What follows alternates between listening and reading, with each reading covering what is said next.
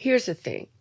The world is designed to separate you from yourself, to separate you from your beauty, to like, it doesn't exist. And as we get older, we are almost neutered in, like, there's no passion. There's no sensuality. You're a certain age. I'm retiring. Retiring to do what? What is going to make you passionate? What do you care about? What is a new thing that you can be interested in? The passion of you. And passion can be expressed in many ways. I express it in acting. Find something that you love and get into it. Don't let people sever your love of yourself. Welcome to a new episode of Healed Girl Era podcast with me, Gia Peppers. Lynn Whitfield is an icon who needs no introduction. You've fallen in love with her like I have in her iconic roles in Cheetah Girls, Greenleaf, Eve's Bayou, Thin Line Between Love and Hate, and many more. Now she's back in her villain era on The Shy. In this episode, we dig deep into why fanning the flame of our passions through every era is important and why you could never give up on your own life no matter what you've been through. Y'all, this episode is amazing. Please stay to the end because there's a message that really drags me, and I hope it drags you in the same way. Don't forget to like, rate, and subscribe. A new episode of Healed Girl Era podcast starts now. Hello, everyone. Welcome to a new episode of Healed Girl Era podcast with me, Gia Peppers. Y'all, today we have a legend, an icon on the show. She is an Emmy award-winning actress, creative, mother, a talent who has been gracing our screens for so many amazing projects, including not just the Josephine Baker story, not just all of Eve's Bayou. We have Greenleaf. We have Medea's Family Reunion. We have so many amazing projects to talk about and love and to see her act in, including A Thin Line Between Love and Hate. If you don't know who I'm talking about by now, yes, Lynn Whitfield is here. Hi, Lynn. Hi. I am so excited to have you. And you are now talking about The Shy, which I'm so excited to see because you've been killing that Alicia character. So, thank you. I'm so excited to have you. And should I call you Miss Lynn? How would you like to be addressed? Oh, please call me Lynn. Lynn, okay, because we was raised right. Okay, we got to ask the things. But I appreciate that. But thank you so much for coming on. This show is all about the eras of our lives and the lessons we've learned to grow and to really heal through anything that we've been through so that anyone watching knows that they don't go through anything alone, any era alone. And as someone who has reflected our stories back to us in ways that make us rise to the occasion, in ways that tell our truth, I know that today is just going to be blessed and anointed. Oh, thank you. Of course. I always That's a blessing. You just spoke an affirmation there. I like that. I always start with a word of prayer. So do you mind if we pray? I love that. Okay, all right. Everybody, hallelujah. We on the set, y'all, so we got people here. Dear Heavenly Father, we thank you so much for this moment in time. We thank you so much for aligning schedules. We thank you so much for getting us safely here. God, we thank you for the lives that are represented in this space. And we thank you especially for your amazing daughter, Lynn Whitfield. Thank you for the life that you have given her. Thank you for the talents and the gifts that you have blessed her with. And thank you for allowing her to thrive so beautifully in her career that she has told so many stories. God, we thank you that she represents so many women and what they do and what they believe. God, today, use us for whatever you need this conversation to be. God, allow us to share the lessons and the things that are on our hearts so that anyone watching knows that they can make it through and thrive in whatever they want to do too. God, we thank you for this moment. Use us for whatever you need. In Jesus' name, amen. Amen. Amen. All right. You can pray now. Thank you. I'm glad they didn't know you when they were casting Lady Mae. You know what? Look, they need a Lady Mae Jr. That was you. You have been doing such amazing work, and now you are in this boss era as Alicia in The Chi. Yes, ma'am. Before we get into, your eras, talk to me a little bit about Alicia. What jumped out on the page that so much that you were like, this is who I need to play next?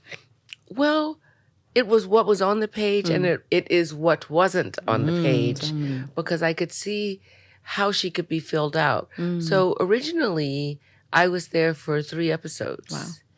And some of the initial work that went on, the moments that were created, they just kept writing and building her out. What I was attracted to is a thought process, a human being who's so different than myself, who actually acts on their pain through trying to get revenge and allows themselves to really go by the rules of the street and not by the rules of humanity. Right. So somebody who is actually sociopathic. Right. Right. Because I watched The Chi now. If y'all haven't watched The Chi, this is a good time to catch up and watch the new season. Shout out to Lena and the entire team, the staff, the crew, the staff, but the actors are so amazing. Aren't they? Oh. And that, the world has been able to see, TV Land has been able to see these young people grow, through the seasons. They'd already created such a great moment in television that I was just happy to come and be a part of it. It makes me so happy to watch you on screen with these actors who are in their first roles and their second roles. Do you get to talk to them about, I remember hearing some of the actors say that you were the reason why they stood up a little taller when they came to set, that you made them rise to the occasion. Like, when you hear things like that, how does that make you feel? Well, for me, you're only as good as the actor that you're acting with. It's like being at a playground together. Yeah. Right? So I don't really approach the work with younger actors like I know more or I have more experience, because then I don't know what kind of moments are created there. Right. But as we sit here together, there's probably, decades between us in age, but if we're present together, the moments are created, right? So that's how I roll with that. I don't act from a place, back in my day, we did it. These young people need to learn something. It's like such a friggin' bore, that approach to anything for me. And I find that if you're present and the truth is between you, things happen, surprises happen. You just don't know what'll happen when you're really rolling with a human being. I mean, it just happened in prayer just now. Yeah. What I felt, it was in the moment. It wasn't something that was preconceived or rehearsed or any of that. So, but I feel honored when they are stand tall or whatever, but I think they stand taller or rise to the occasion simply because we're walking in the truth. But they've been doing beautiful acting for season after season on this show. I'm just adding to something that was already wonderful. I love your perspective on that. And that's a word for life too. Like, what happens in the moment is all we really have. Like, we can't define the past. We can't talk too much about the future because that's how anxiety grows in us. You have to be present. Is that how you approach your life? Just being present in the moment? I try. I mean, that's what we strive to, right? We strive to live in the now, right? So if I'm thinking about what happened yesterday, even if it was glorious, if it was glorious, then I'm romancing the past. If it was horrible, then I'm romancing tragedy or sadness, right? If I'm in the future, I'm anxious and absent for the moment. So I might miss it. I might, just miss how good the gumbo tastes. Yes. Come on, Louisiana. I'll be thinking about something else. I might, not see a gift that God has right there for me or something that I need to be careful of. Ooh. So I try, but that's what every human being, it's the journey. It's the to journey. see that we can live in the moment, make memories, and keep it moving. I love that. Yes. Ooh, make memories, keep it moving. That's what we doing here in New York, y'all. If y'all hear some sirens, we making the memories. The sirens are part of the interview channel. New York is New York. But I think that's so beautiful. And it's so funny because I'm about to ask you to talk about your childhood. We're not romanticizing. It is what it is. Yes. But I love that. My favorite part about this show is that we are all really tall girls. Like, at the end of the day, our little girls still are with us. And in the best, brightest times of our lives, they get a little peek back out, even if you are, in your 20s, 30s, 40s, 50s, whatever it is, 70s, looking gorgeous, by the way. Whatever it is, those are the times I feel like we get to stamp our hearts with what they started as, the foundation. So tell me about little Lynn Smith in Southern Louisiana. Yeah. What was she like? What do you remember the most about being the little girl version of you? I remember my grandparents because I lived with them for the first 5 years, and my mother and father lived with them for the first 6 years, I think. So I remember my grandfather always coming home late from patients or, whatever was going on. Your grandfather was a doctor too. Yes. Okay, no, tell me about this. I know your father was a dentist, right? Right. And my mom's a dentist too. Also Howard Dental. Yeah. Oh, yes. Kidding. Yes, my mommy's a professor now at Howard, the same school she graduated from. Mm-hmm. So I'm from DC originally. So I know all about the Howard of it all. I did not attend there. I probably will go back to school just to finally do it. But growing up in DC. Where did you go? I went to Rutgers, actually, in New Jersey. Oh, well, that's beautiful. You know what? I'm not going to hate. It was my story. It was where I was supposed to be. And Howard changed my life, though, because growing up, my mother had us in every camp. My mom's a Delta, so she had us at every homecoming. Growing up in Chocolate City changed my life. I don't know who I would be. Oh, you were there when it was Chocolate City. I was there when Florida Avenue was Florida Avenue and go-go was everywhere. And, I love that you grew up with doctors in your family, with people who really showed you how Blackness could rise and grow. Well, here's the thing. I'm third generation Howard on both sides. All right now. So my mother's father went through the med school but never went home from the time he left to be a freshman till the time he finished. He couldn't afford to go back home. And my father's father went through the dent school. So I always grew up hearing about Howard. We would take our aunts to the train to, they were going to school and I was there when they're packing their bags to go and they're all excited. So it was Howard. Howard.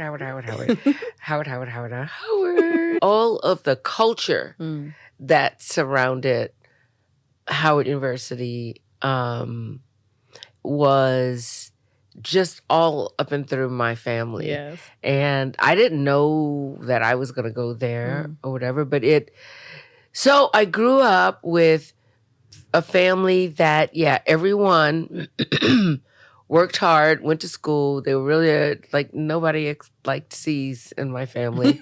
They were all smart people. And I grew up with very interesting, textured, flawed, wonderful, beautiful parents and family, So through that, I think that helped to inform in little Lenny a love for interesting people. And then I watched midnight movie with my grandmother. She would sneak me up and let me watch because I was there. And I would watch, Audrey Hepburn and Betty Davis and Ruby Dee looking like a little chocolate Barbie doll, in movies of Dorothy Dandridge. And I just turned to her one night and I said, girl, when I grow up, I'm gonna do what they do. I want to be an actress just like them. Wow. To which and even at 5, I knew she did not believe me because she was like, "Oh, right? That's so nice, baby." I didn't know how it would happen, but I always wanted to do that. I grew up also seeing my parents and grandparents really care about the community, that service was a part of everything. And I grew up surrounded by Black people. Yes. But I didn't really see many other people in my early life until I went to Robert E. Lee High School, which is now called Liberation High. Oh, wow. Oh, wow. That's amazing. Wow. Come on. Claim it. Liberation. We need to claim it now. Well, let's hope there's power in the name. Right. I liked how the Southern drawl came. Robert E. Lee. I like how that came out. Did you ever have to do like accent work when you were coming up? Like, did you have the New Orleans draw or Louisiana draw through your... No, I don't know why. I never really did. I did in things that I don't know, like pillow was never pillow, it was pilla. You know, yes. And I got corrected on things like that. And that I had to, just adjustments to my little southernness would sneak in when I didn't even think that it was pronounced another way. When I hear my friends from Louisiana speak, I'm like, y'all have the best accents I've ever heard, especially my New Orleans girls. Yeah, see, Louisiana and southern Louisiana, anywhere but New Orleans. Well, they're different accents that sometimes it's like, okay, I'm not quite sure. Like, I'm going over to the sink and wash the dishes. I'm like, oh, got it. Like, say it again slow. I got you. I'll go to, but in New Orleans, it's a whole different kind of thing. And you know, baby, I don't quite know how they do it. I don't know how they talk like that, but it's so round and rich and warm. And it's just like, you know, I don't think anybody can say baby. Like, I like somebody from New Orleans. I mean, being from Baton Rouge, I almost have like New Orleans envy sometimes for those fabulous. I'm actually gonna find a linguist to really help me get it. But it's all so colorful, and the Black people, everybody, the human beings down in Louisiana are so colorful. The Black people in Louisiana are just some of the most amazingly colorful, talented, authentic people I know. You know? Truly, because it's really true. And so there's so much culture that's still, and Louisiana is one of the places where people don't try to hide from their culture. Yeah. They embrace it and the traditions that will happen every year. I don't care what, they will happen. Yes. I love that. There's so much to love in Louisiana. And if y'all get to go, please go. It's one. I swear, New Orleans is probably one of my favorite places to travel in the country. It's just so much fun. You get to enjoy it. And go during Essence Festival. Also go when it's not Essence Fest. Yeah, it's great when you go and there's no one there. Festival time. No lines. So that, no lines. So that when you go to Treme or you go, back to the Marais, when you, the Marigny, the Marais in Paris, but when you go back to the Marigny and you go back even past that Holy Cross where the Black people lived who took care of people in French Quarter. You just, everybody embraces like who they are and where they're from. I love that. Ooh, embrace who you are and where y'all from. Y'all heard it. When we think about those teenage years and those college years, we really start to define and explore our voices, our independence, our understanding of who we were raised to be, but also who we get to be. When you were in college, what did you love the most about Howard, but also what you were growing to be? Freshman versus senior, totally different people. Well, okay, so when I got to Howard, there were really talented teachers there still, but it was after Debbie and Felicia. It was after the Owen Dotsons of the world, and they were gone. Yes. I loved the work that we were doing in the drama department, but I loved what was going on in the art department upstairs. And I loved what was going on in the music department. Wow. I mean, I would be in the building and I would say, because they were also ahead of me, but I would say, oh my God, Donny Hathaway was right up over my head learning piano. Wow. And Roberta Flack was there learning piano.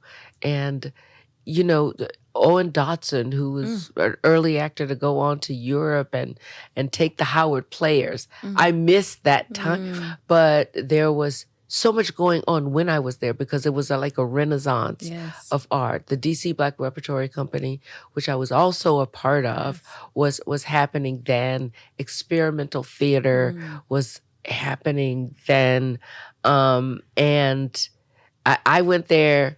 I went there a little, fancy, Baton Rouge fancy girl and met all these people. I'm like, oh my God, they have like 12 holes in their ears. Right, seeing the full-on like, non-Southern bells. Kenneth Daugherty, who is no longer with us, like taught me so much about just being authentic, about expressing myself, about how you work a costume. But I swear, Kent must have had 12 holes in his ears, one in his nose, platforms as tall, Man. It was a renaissance, and I got to be a part of that, and I got to become more authentically Lynn, expressing my Black. I remember when I came home, I left with a perm and really nice curly hair. I came back with an afro this small. Oh, my mom fell all up in the wall of Christmas holiday. She's like, oh Lord, have mercy. All the grooming and brushing, and what did you do? But I learned that you can express your beauty in so many ways and all that kind of stuff. It was a really good time for me. I love that. I could see the way. And that's like we were talking about. It was Chocolate City. It was Chocolate City then. It sounds like you were there during the height of arts and expression and creativity. I was there. But there had been so much before me that was just incredible. Yes, absolutely. When you look back at the people that graduated and walked the yard and I went to the Debbie Allen Dance Academy growing up in LA. Did? Yes. I love Miss Allen. So they're different. Oh, my daughter's been shadowing Debbie on Grey's Anatomy for the last year. So maybe I've met her. Because when I was doing my research and I looked at her face, I was like, she looks like Lynn, but I think I've met her before, but that's amazing. What Howard is able to create and give to the world is so important through arts, through doctors, through so many, I don't know who I would be. Still one of the best med schools. Still to this day. Yeah. Shout out to Howard Dental. Shout out to That's Howard Med. right. We love y'all Black doctors. Y'all matter. Shout out. Yes, we need more Black doctors too. Yeah, we do. But okay, because we could talk about that for General hours. practitioners as well. Yes. We need them. Podiatrists, OBGYNs, we need y'all. I know. When we think about just even the health of our people. Yes. And I have a best friend who just had a baby a couple weeks ago. And I know you just celebrated Mother's Day, so happy Mother's Day to you. But even just praying over my friends before they have children because they're not listening to our pain, all the different things. I'm always we really need Black women in those spaces, Black men in those spaces who, when I say I'm in pain, you hear me. Yes. Yeah. And I don't want anybody to get upset with me, but we don't just need Black women and Black men in those spaces. We need people with a healing heart who really have a heart for people who are Black, that patients can go and see themselves and be with people who really have a passion to make them better. You know what I'm saying? Yeah. So it even gets more specific than just the color of our skin or our race, it gets to, do you have a heart for it? A heart for healing? Do you really care about people's health. And that's so important. I love that. I love how you broke it down to the molecular like passion that you need to go into these spaces. Yeah, because it's hard. It's hard. And I want to ask you, because I feel like I love that you call acting a creative service, that it's a service for you. Yeah. And so if being a doctor at the heart of it is the heart of healing, what is at the heart of being an actor, and what should every creative really know and think about? What position or posture do you need to have a long career? Well, I think you really have to love it. If you feel like my life will not be the same, I'm not fulfilling my purpose, I can't imagine my life without doing this. That's one thing, because there's a lot of things that don't maybe go the way you want it to. Yes. A lot of hard work that goes into it. But if you love it, you hang in there in the tough times, because you never know when the opportunity is around the corner that you will be able to use what is inside you, what you've studied in the way of technique, to actually bring something to life and breathe life into it, right? The goal is to humanize them, to make them human, to like embody whoever that person is, and make them live and breathe. That people get them, understand them, are entertained by them, want to be their friend. They're just their biggest enemy, but get a personal relationship with those characters. So I think it's a service to actually bring those people's truths to the screen, because it can inspire people to want to be more, do more. It can help lonely people who are going through painful moments or divorce or deaths, and seeing that you're not by yourself, that there are characters, people, humans in the world going through the same thing. So that's why it's a service, because you're bringing something to people that they can be nurtured by, take in, and however they use it, or however God is using you and that truth to inspire or dissuade people from some things. I mean, I played several characters that is like, please don't be like that. Which one comes to mind? Because I got a few, but which one, when you say please don't be like that, who are you like? Unfortunately, there's several. I say Lady May. Well, Lady May, but Lady May, she made mistakes because she was very controlling. Yes. You play them so well, though. But at the end of the day, she stepped into her own purpose at the very end. At the end of the day, I find it inspiring. I find that in talking to people through the airports or wherever they are, that I was just in South Africa. I was in Zimbabwe, Zambia. And people are like, oh, Lady May. Oh, Lady May. She made mistakes, but they saw a love that had stood the test of decades.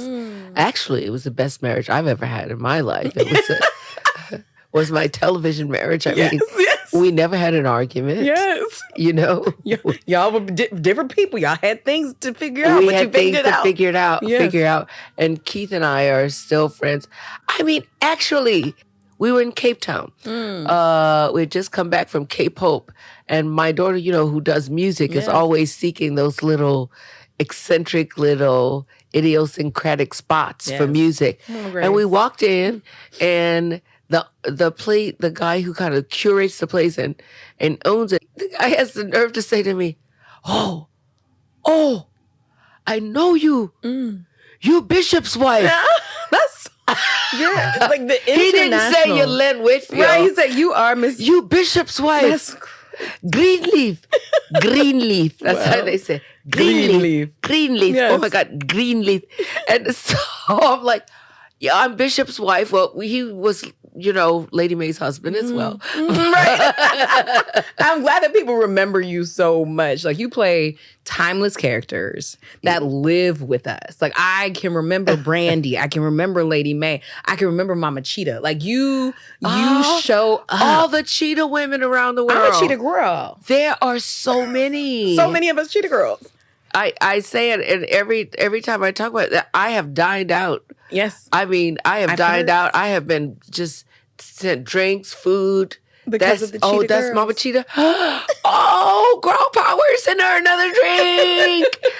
It's like, seriously though, I am really a blessed woman that I have done work that's not disposable, that people want to stick around, that they want to go back and revisit. Yes. That's such a blessing to me because that was a vision of what I wanted. Okay, so a vision of what you wanted. When you look over your life right now, are you living in the answered prayers and the moments? Is this the vision that you wanted for yourself when you were dreaming up your career? There's always more. Oh, yes. Yeah, there's always more. So I'm living living my vision and my dream that I do characters that stick around. Because little girl, I would watch Betty Davis say, walk down the stairs and say, fasten your seatbelts. It's going to be a bumpy night. Wow. I'm like, hell, I want people to quote me. Yes. I want to be an actress that people want to quote. Yes. I want to be an actress that people remember the moments and want to go back and revisit. I mean, and yes, Halloween, somebody will dress up as Lynn Whitfield, as Josephine Baker. Yes, they will. As Brandy Webb, not so much Roz from Eve's Bayou but yeah, so that's part of my dream. And so yes, I have been blessed to be in classics. It was always my dream to have an Oscar. I don't have one of those yet. I have an Emmy yet, yes. And so there's so many more stories to tell. I mean, you remember the ones that I've done, but then nobody knows the ones that you don't get. Or nobody knows the things, what your possibilities they are. They say the greatness of that they feel from you in what you've done. But you can't see into the future of what I can do. And I think there's still so much to do. I've just, did a film with Malcolm Lee in South Africa, actually a thriller. Oh. Fun. That was a lot of fun. A thriller with Malcolm Lee? That's amazing. Yeah, okay, a new genre for him. Okay, yes, because Malcolm usually does love and family and friendships and comedy. Okay. Yeah, right. So that's why I was on the continent. Yeah, yes. Okay. And there for 2.5 months. Wow. But so there's so much more to do. So there are dreams of mine that haven't been met quite yet. But let's just see. I know they think because I'm a mature woman that oh my God, she's done it all. She's just but no, there's a lot more to do. I love that. I think there is a lot more to do because you have so much gift. Like, I would love to see you tell a million stories. Shoot, I would love to see you be tell the story of the woman that went to the moon. You never know. Like, you never know what. That would be fun. Right? Like, what story do you want to tell? Can I be a superhero? I would love a Lynn Whitfield in a Marvel movie. Please, somebody make it happen. I would love to be a superhero. That's so dope. What if you were Angela Bassett's long-lost sister in Black Panther, the next one, and you came to help them? Ryan? Ryan, are you there? Ryan! Ryan, we just wrote it. We wrote the film. We found Angela's sister. Mr. Kugler, you're doing such great work. I love sinners. Come on, please. I promise I will absolutely express your vision. I like that. See, Ryan, look, talk to us. Okay. Now, you talked a lot about the roles you didn't get. And there's well, yeah. I mean, there's so many that, every actress will have them, but go ahead. But I was going to ask, what's your relationship to rejection and no? How did you learn to not allow those to throw you off on what was still happening for you? Well, there's disappointment of course, you get very disappointed. But I think my goal was to not let it harden my heart, not to make me pessimistic about this business. And it could be roles that you didn't get, or seeing the difference in how, the some of the amount of opportunities available, Yes, things like that.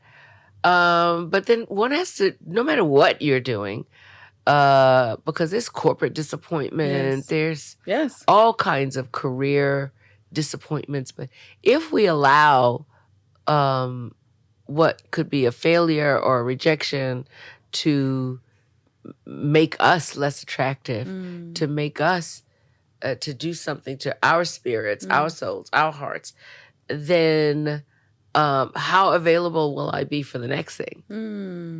Will I be ready, or will I be sitting back there with something on my shoulder like, okay, y'all didn't do that, so I need to, it gets in the way. Ooh. It really gets in the way. And I don't want that. I mean, it makes you, the face. Yes, it does. And, I don't want to be all scrunched up. Yep. So that's a good, Miss Lynn said, stop letting no make you worry, because it's not helping your skin, y'all. That's skincare tip. Yeah.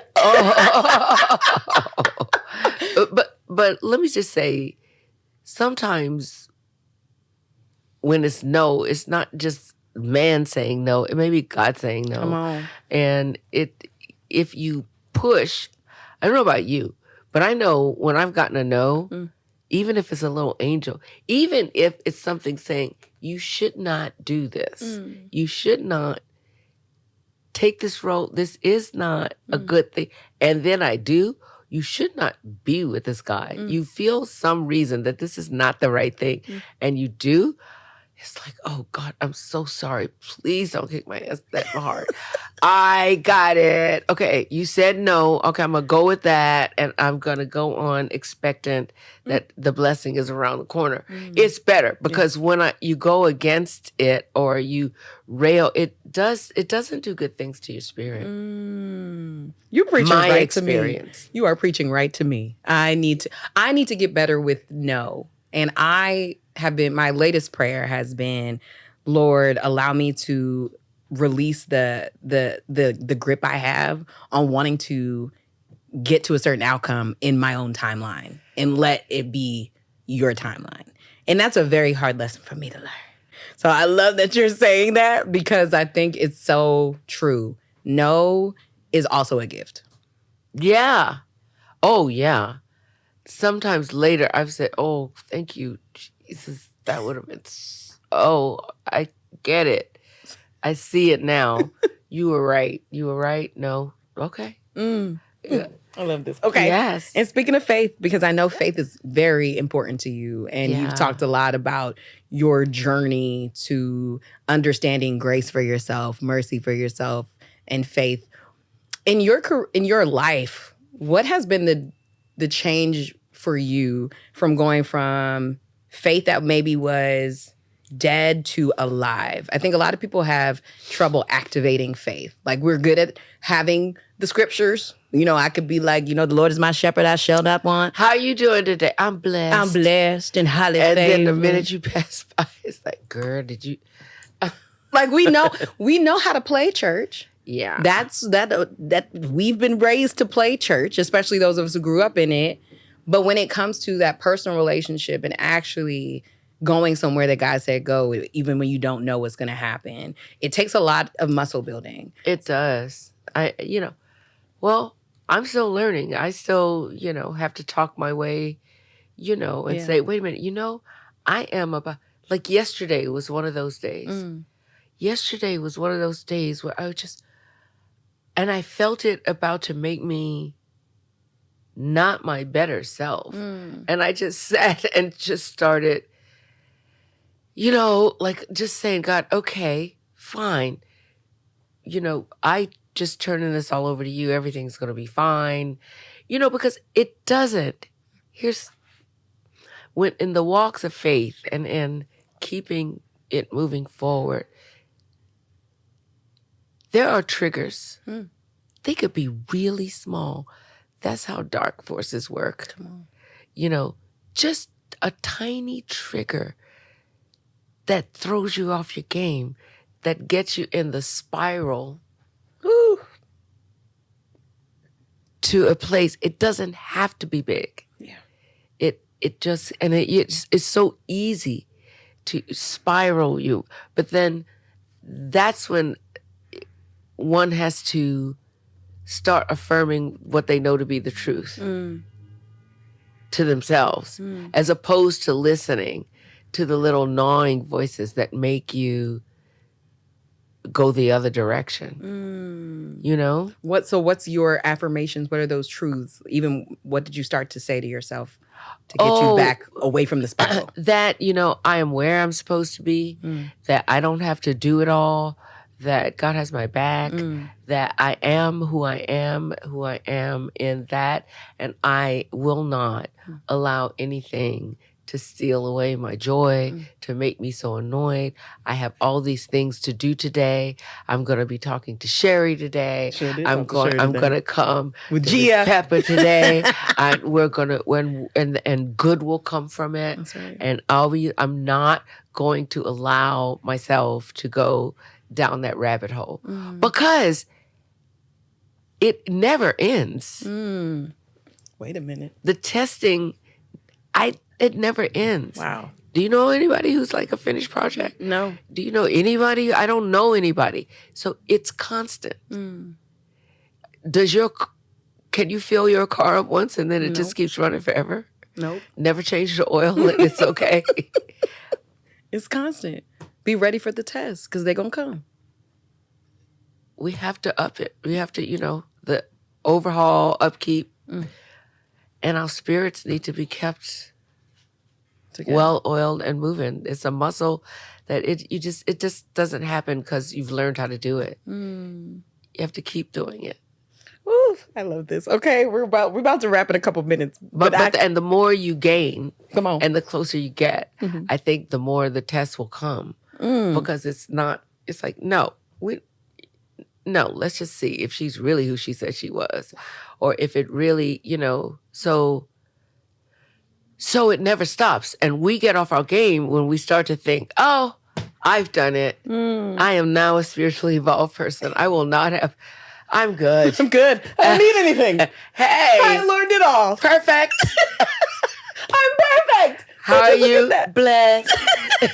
And then life be like, oh, I got your blessings. Come on. Wow. So it's just, it never stopped. And so the thing is to recognize, oh, okay, this is just one of those that's coming. How can I, turn this around spiritually and, fix things and be heard without hurting? So there's a way to talk about pain or disappointment or things without hurting others to do so, because it just creates more problems. Yes. They always say hurt people. But if you get to a point where you recognize that you are hurting people, it is up to us to decide because to do you're hurt and disappointed. So, but there's a way to stop that, to win the battle, and maybe not win the battle, but win the war of humanity. And how everybody keeps it moving without destruction or being destroyed. In this time in particular, in our country, it feels like everything's destroyed. Like, it honestly just feels like every time I open up a newspaper, it's like, okay, new thing, new moment, new order. It's all these different levels of noise that we are dealing with. Yes, we are. How are you, as a person who understands that everything is a test, how are you seeing this moment and protecting your mental clarity and position right now? Well, I was so very disappointed and I'm so nervous about everything. I have to walk in faith. I have to not allow it to make me crazy. But then you have a day when you see, another voice be introduced into of world leadership in a pope. Yep. And my prayer is that it's like a refiner's fire. Well, the refiner's fire is, that 18-karat gold girl that went under the most heat. Yeah, to shine. Yes. Yeah. The most shining diamonds go under the most pressure. So my prayer is that this young country of ours is a baby country, that this refiner's fire that we're in somehow will make us better, will make us leaner and meaner, will have us, when we have the opportunity again, to look at the Constitution, to look at the loopholes, to fix some things, to that people who are more like-minded, who thought they were very far apart in their opinions and ideas about how the world should go, will come together. I love that. I cannot think of any other reason that this obstacle, what I consider an obstacle, has been placed here other than to bring us together better. I love that. Down the line. That's my prayer. But, like we said, a walk of faith, a faith walk is, you just don't know. You just don't know. Like, come like a little kid and see what happens. Yes. Okay, so we're wrapping up because Miss Lynn has to go. She's very booked today. I first want to say thank you so much for being here. I have enjoyed. You are a delight. I mean, such a delight, such a light, but also a delight. And I would love for you, as we wrap up, because I'm going to talk more about Alicia when you leave, because she got to go. I would love for you. I can tell you more if you have more to ask me about Alicia. Okay, perfect. Okay, I want to ask you one more question. Because because I want. Okay, perfect. So we're gonna talk about Alicia, and I want to ask you to look to direct the camera and speak some life over some women. I have a specific group that is coming in my spirit that I believe you can speak to. But okay, Alicia, I think is inspiring, even though she's on the side of a sociopath a little bit. Yeah. She's inspiring to watch because I remember when you walked down the steps and you came down the stairs and you told Tiff, you said, get out. You said, get the F out. And I was like, Lynn is eating this up. But there is something about presence that you bring to every single role, from Alicia on down to Lady May, on down to Eve's back. Everyone you bring such a presence and a confidence. Oh. What do you hope people learn from Alicia? Even though she's not a person we naturally want to root for, what is the truth that you found in playing Alicia that you think that you want people to really carry with them and take away? That how people deal with their pain and their loss, and watching her go through the process of how she processes her grief. So you can learn from Alicia because it's cautionary, or you can learn because it's inspiring. One of the inspiring things, cautionary, is how she dealt with her grief. Yes. One of the inspiring things is that she still is ready to take life on. She still wants to experience life, love, passion, and find, like a place to share it, to share. Yes. A big part of herself. And so I think that's inspiring. I love that.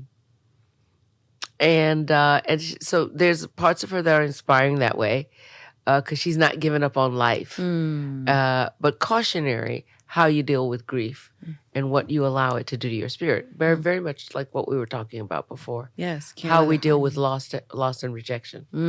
Don't let it harden you. Yes. I love that. She did. Yeah, she did. Yeah. And though it's entertaining, we do not condone Alicia's actions. We do not. Please don't be out there acting up. Yeah, don't.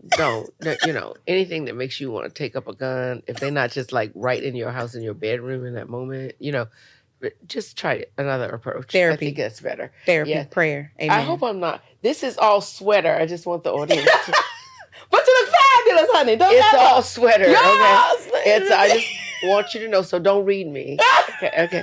All right. Now you could never. Please. Okay. And look, so I was thinking about the women watching. You are so passionate about making sure that women in general, but Black women especially, are represented on screen through many different ages, many different character types. Mm-hmm. And there are women at some point in any phase in life that kind of give up because life has just beaten them down. They feel disposable. They feel like, the kids have moved out the house. There's nothing to do. I'm just in my job. I've let life instead of taking life and going for it still because they've hit a certain age or a certain career moment.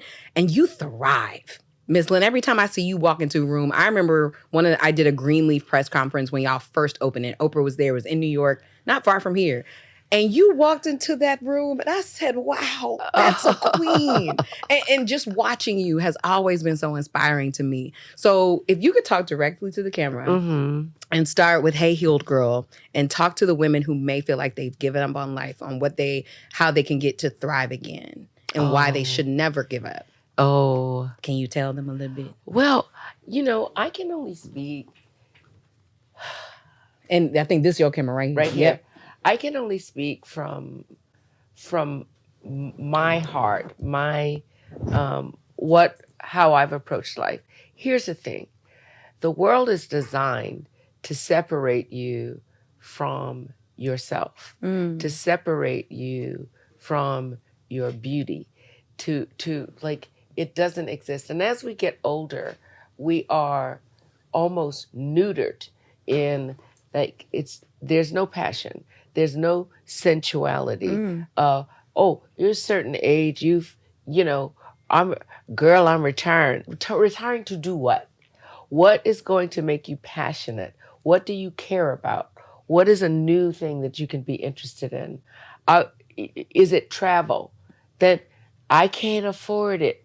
Save up little by little by little and see something new, do something new, and don't ever let anybody tell you that because you're a certain age. Wait, hold on. You're leaving the mic. I want to make sure we hear you. Because you're a certain age that you're no longer a sensual woman. Come on. And sensual woman, to me, doesn't mean you can be celibate and be a sensual woman. All right, now. That never, ever goes away. You are in contact with your body from the top of your head to the tip of your toes. So just the passion of you, and passion can be expressed in many ways. I express it in acting. I love texture. I love fabric. Find something that you love and get into it. Something that you can create. I don't know if it's a plant, whatever it is, but don't let people sever your love of yourself. Find ways to give yourself self-love, self-care. No, I'm a certain age. Oh, I can't worry about this. This is age. No, I'm here to tell you it's never just age. I beat back age like a brush fire in a Western. I'm not playing with these people. I know that's right. No, but seriously though, you don't give in to something. Find joy in moving forward, so that 17-year-old that you were, there's a part of you that's never going away. That can still be there at 60. It can still be there in your 50s. It can still be there in your 70s. I'm never going away. I mean, my body has not been severed. I still feel passion. I still feel joy. I still like to laugh. I still love to dance. I want to know new things. So, just come on, get on with it, and don't get into that old cushy place. It's boring. I'm sorry. Don't hate me. No, you hated it. This was so good. I need that every day. We're going to replay that every day because I just love what you said. People are so worried about the 20s and 30s and 40s. There are things to worry about. If y'all are worried in your 20s, 30s, and 40s, then I should just drink some Drano and give it all up. No, you should. I mean, I should just wake up every day like this and say, I'm not getting up. I'm just gone. I give up. This is it. Oh, Lord, it's over. Ain't nothing left. I've also heard you say in interviews you give these young girls a run for their money. So I'm not playing with anyone because I'm not going anywhere. Period. As I say, I mean, I love that if I'm an inspiration, you are. I am so grateful. But the thing about standing on my shoulders, too much. Well, darling, I still need to be light on my feet because I still have so much to do. I know that's right. So I love that, but I'm not gonna step into like some iconic behavior. Right. It's too much. Again, that's boring too. For me. I can talk to you for years. I see why. Angela Yee always is talking about how much she loves you. I can see why. I get it. I'm going to start being in y'all group chat. I give every guest their flowers because I really believe that we are all meant to encounter each other, meant to experience each other. But those of us who get to tell stories that relate to so many people at one time, they have a harder road because so many people look at them and judge them and take cues from them. And especially Black women, we have to give y'all flowers for the ways that you show up for us. Aww. And you have shown up for us in times that many people wouldn't have. You've shown up for us when it comes to voting, when it comes to breast cancer, when it comes to all these different things. And then you do that on screen and bring us to life in a way with integrity and grace and love. And so we love you. Thank you so much. I heard you love white roses. I do. And I just wanted to give you your flowers. These are beautiful. They have a little peachy cast. Oh, look how pretty. You are so amazing. They're beautiful. And I'm so excited to see what God continues to do through you for the next 20, 30, 40 years. I am too. You're amazing. I am too. I'm so excited to see. And I'm excited to see what God is doing with you. Amen. And what this passion is in you. Thank you. That you're moving in and toward. Yes, God. Thank you, Lord. I feel it. I don't know what it is, but I can't wait to see. I love you, Miss Lynn. Y'all make sure y'all check out The Chi. Alicia is back. She has her flowers here. Alicia's back. all of us, we're back. The Chi is back. May 16th. May 16th. Paramount Plus, Showtime. It's going to be on and popping, y'all. I can't wait. Y'all, thank you so much for being here for another episode of Healed Girl Era. If you have not already, she's on the Instagrams as well. Follow Miss Lynn Whitfield on all things if you want to keep up with everything she's going to be doing in these next. Yes, and I have so much more. I'm going to be sharing all about my trip to Africa very soon. It was so exciting. I love that. Thank you so much. You're welcome. Y'all, no matter where you are in your journey, we thank you so much for being here. May you continue to be well. May you hopefully get something today from this moment that you want to share with people. Subscribe, like, rate, and again, The Chi, May 16th. We'll see y'all. Bye. Okay, y'all, I'm sitting over here in awe. Miss Lynn Whitfield. Lynn Whitfield just left the building.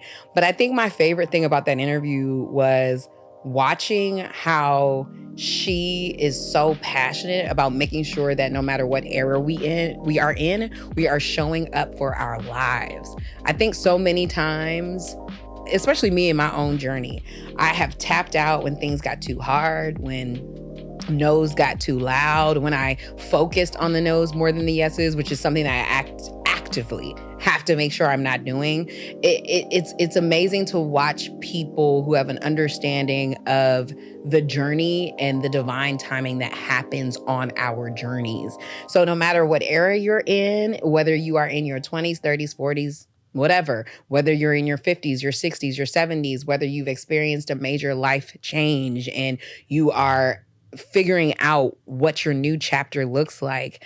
I love that in this interview, we were reminded that there is always more. Like Lynn said that several times, like, I have so much more to do.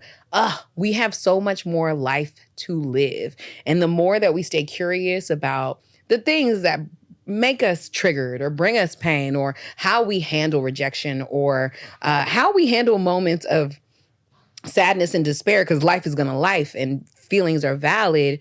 We have to stay curious about how we're showing up for ourselves on that journey. Am I okay? What did I really think about that? Is that just the world's noise that I'm internalizing, or am I actually not happy with who I am, or am I not happy with how I'm showing up because of something that I ignored that I should have paid more attention to.